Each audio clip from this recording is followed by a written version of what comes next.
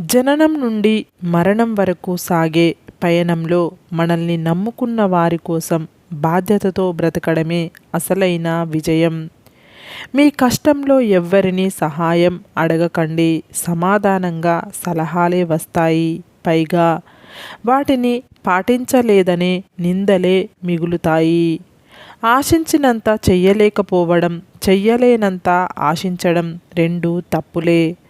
మొదటిది మీలోని అసమర్థతను సూచిస్తే, రెండోది మీలోని అత్యాశని బయటపెడుతుంది.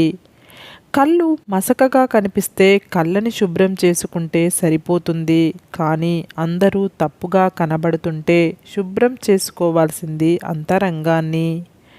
తెలివైన వాడిని బలంతో కొట్టాలి, బలమైన వాడిని తెలివితో కొట్టాలి.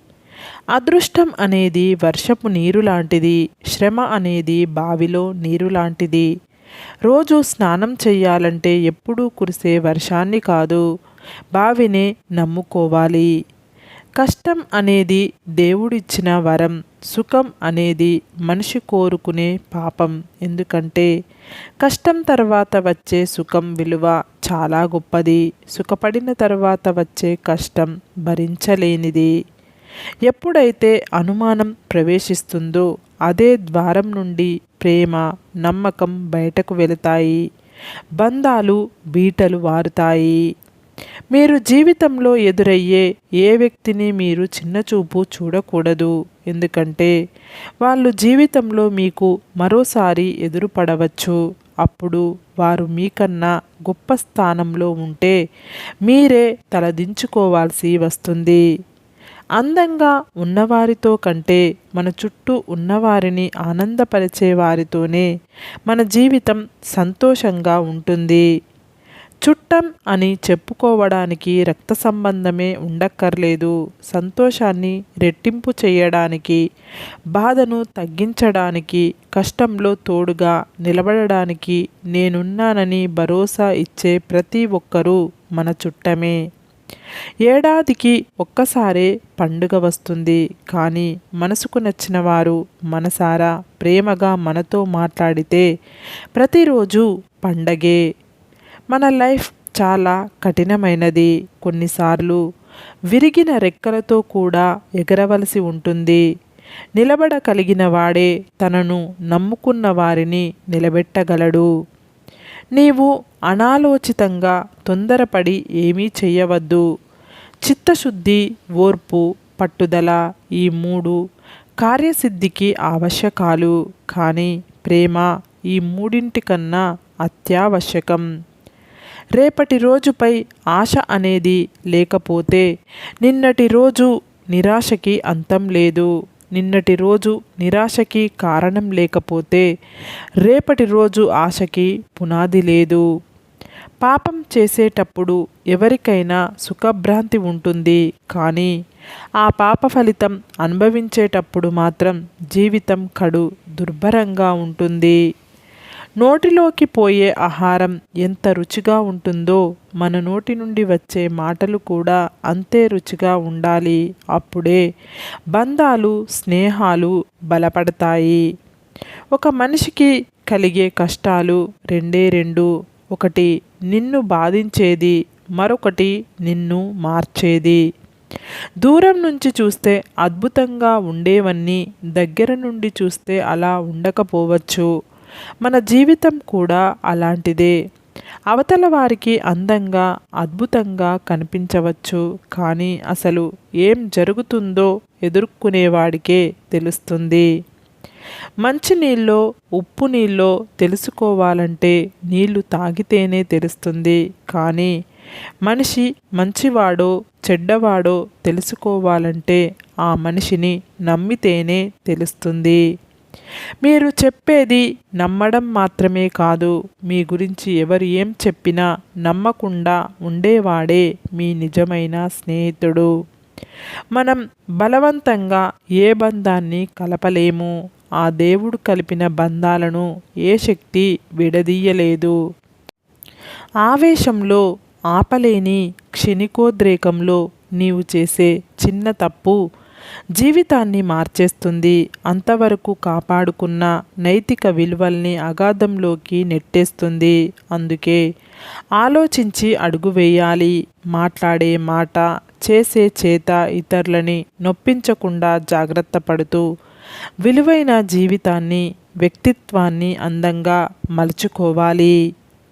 హెల్ప్ చేశాను కాబట్టి రుణపడి ఉంటారు అని భ్రమపడకు.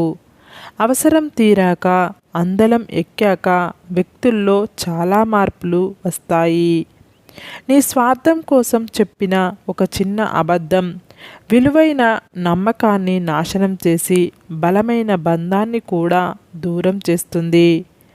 స్త్రీ సంతోషంగా బ్రతకడానికి ఆస్తులు, అంతస్తులు అవసరం లేదు.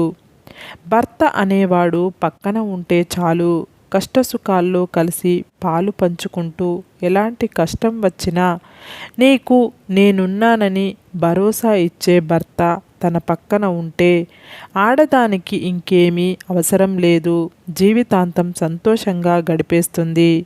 ఈ సొసైటీలో బ్రతకాలంటే ఉండాల్సింది ధనం కాదు, ధైర్యం. అందంగా లేదని అర్థాంగిని, అర్థం చేసుకోవడం లేదని భర్తని, నీకు అండగా ఉండడం లేదని తమ్ముణ్ణి, అహంకారం చూపుతున్నాడని అన్నని, ఆస్తి పంచి ఇవ్వడం లేదని అమ్మా నాన్నల్ని, అవసరానికి పనికి రావడం లేదని అక్కా చెల్లెల్ని, అవసరానికి వాడుకున్నాడనే స్నేహితుల్ని, అలా అందరినీ వదులుకొని వెళ్తుంటే చివరకు ఏదో ఒకరోజు మనం ఈ ప్రపంచాన్ని కూడా వదిలేయాల్సి వస్తుంది. కష్టసుఖాలు పంచుకునే మగాన్ని, అదేవిధంగా కష్టం చేసే మగాన్ని ఎన్ని కష్టాలు ఎదురైనా ఆడది వదిలిపెట్టదు. జీవితాన్ని అర్థం చేసుకున్నవారు ఎక్కువగా ఒంటరితనాన్ని ఇష్టపడతారు. ఎందుకంటే ఈ ప్రపంచంలోకి మనం ఒంటరిగానే వచ్చాం, మళ్ళీ ఒంటరిగానే పోతాం. మీరు బాగా ఉండడం అంటే మీకు బాగా ఆస్తి ఉండడమో, మీరు బాగా సంపాదించే ఉద్యోగం ఉండడమో కాదు.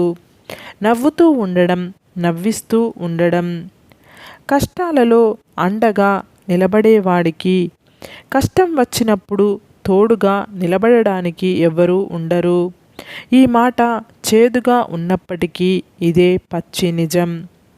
లైఫ్లో అబద్ధం చెప్పేవాడినైనా క్షమించవచ్చు, కానీ అబద్ధం చెప్పి ఇదే నిజమని నమ్మించేవాడిని మాత్రం జీవితంలో క్షమించవద్దు.